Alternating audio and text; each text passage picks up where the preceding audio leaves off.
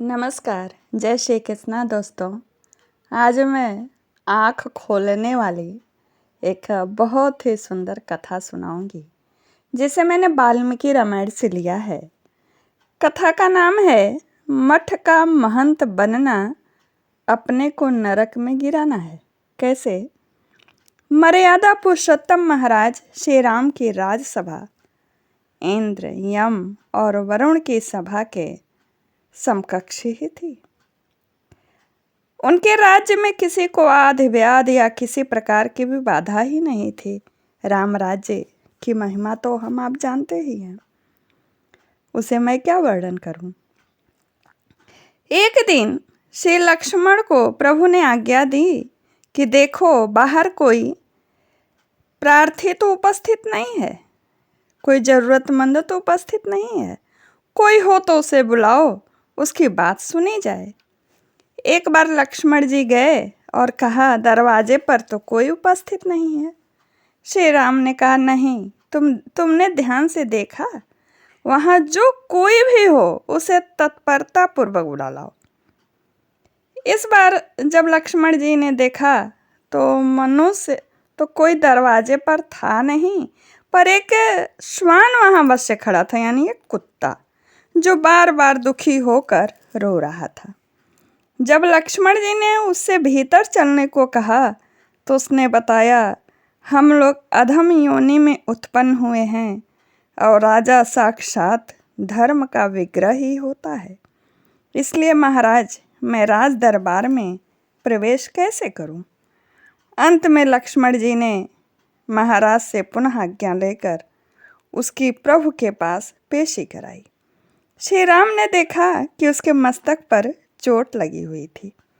महाराज ने उसे अभय दान देकर पूछा, बतलाओ तुम्हें क्या कष्ट है?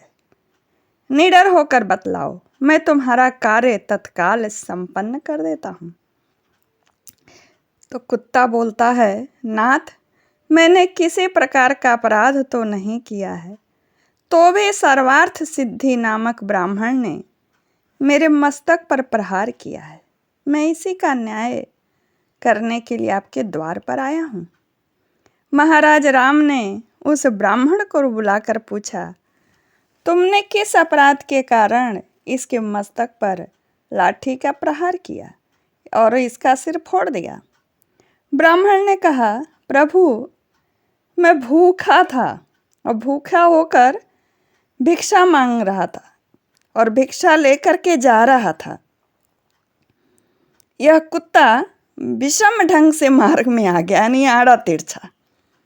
भूख से व्याकुल होने के कारण मुझे क्रोध आ गया। मैं अपराधी हूँ, आप कृपा पूर्वक मेरे ऊपर अपना दंड सुनाइए।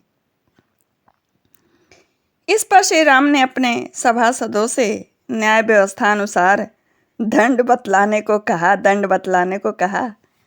सभासदों ने ब्राह्मण को दंडों द्वारा अवध्य बताया।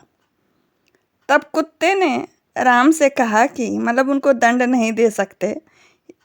तब कुत्ते ने राम से कहा कि यदि प्रभु आप मुझ पर प्रसन्न हैं और मेरी सम्मति चाहते हैं तो मेरी प्रार्थना है कि इस ब्राह्मण को कालंजर मठ के कुलपति पद पर अभिषिक्त कर दीजिए, यानी बैठा दीजिए। वहाँ का भार, मठाधीश का भार सौंप दीजिए। कुत्ते की इच्छा अनुसार भिक्षु को, यानी उसे ब्राह्मण भिक्षु को मान दान पूर्वक हाथी पर बैठाकर वहाँ भेज दिया गया। तदंतर सभासद जितने भी वहाँ थे बड़े आश्चर्यपूर्वक श्वान से पूछा, भैया, यह तो तुमने उस भिक्षु को वर ही दे डाला, शाप नहीं।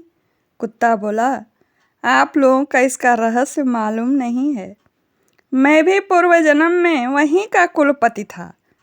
यद्यपि मैं बड़ा सावधान और बड़ा विनीत, शील संपन्न, देव द्विज की पूजा करने वाला और सभी प्राणियों का हित चिंतक, परंतु देव द्रव्य का भक्षक भी था।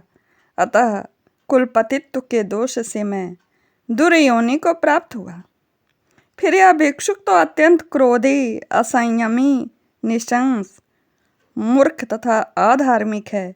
ऐसी दशा में वहाँ का कुलपतित्व इसके लिए वरदान नहीं अपितु घोर अभिशाप है। किसी भी कल्याणकामी व्यक्ति को मठाधिपतित्व को भूल कर नहीं स्वीकार करना चाहिए। मठाधिपत्य 7 पीढ़ियों तक को नरक में डाल देता है। जिसे नरक में गिराना चाहे उसे देव मंदिरों का अधिपत्य दे दो।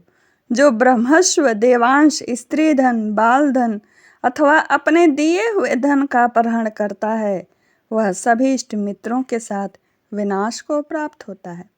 जो मन से भी इन द्रव्यों पर बुरी दृष्टि रखता है वह घोर अविचमान नामक नरक में गिरता है और फिर से सक्रिय होकर इनका अपहरण करता है। उसका तो एक से दूसरे नरकों में बार बार पतन ही होता चलता है।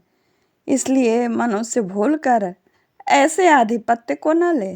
कुत्ते की बात सुनकर सभी महान आश्चर्य में डूब गए। वह कुत्ता जिधर से आया था उधर ही चला गया और काशी आकर प्रायोपवेशन में बैठ गया। ऐसा ये वाल्मीकि रामायण से मैंने कथा ली है। बड़ा ही ये ज्ञानवर्धक है। इसको अच्छे से समझना पड़ेगा आप लोगों को कि क्यों मठाधीश नहीं बनना चाहिए। मठाधीश का जो धन होता है वह समाज के कल्याण के लिए होता है, स्वयं के उपयोग के लिए नहीं होता है। मठाधीश यदि बनना है तो भरत जैसा रहकर तब मठाधीश बने तो शायद नाम भी हो, यश भी हो और ईश्वर की गति भी प्राप्त हो। नमस्कार। जय श्री कृष्ण।